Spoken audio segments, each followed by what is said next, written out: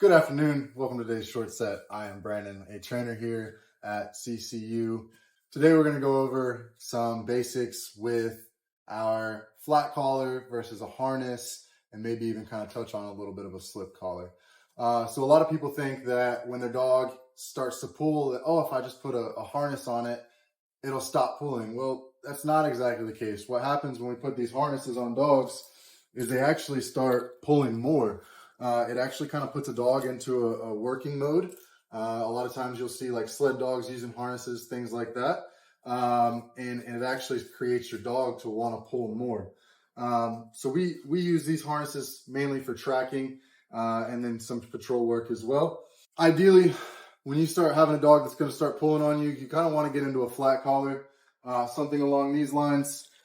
Gives you an opportunity to get a good correction on your dog, as well as maintain a little bit better control of your dog.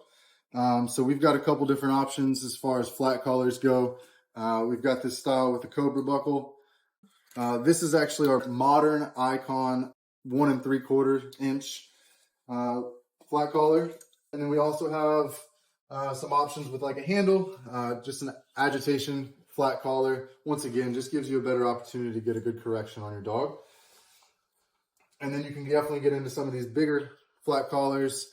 Once again, this is for our working dogs. You know, a lot of those bigger dogs, they'll end up breaking some of those little cheap collars with the little buckles on them. So we always recommend to our clients, especially with working dogs, to get a nice leather flat collar with the belt buckle style buckle.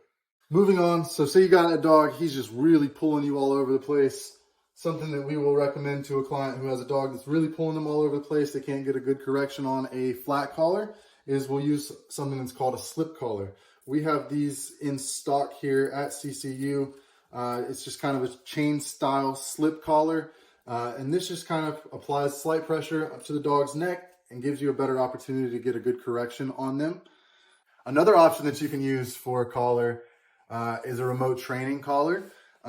These are not an end-all be-all. You can't just slap this on your dog and expect immediate results. That's not how it works.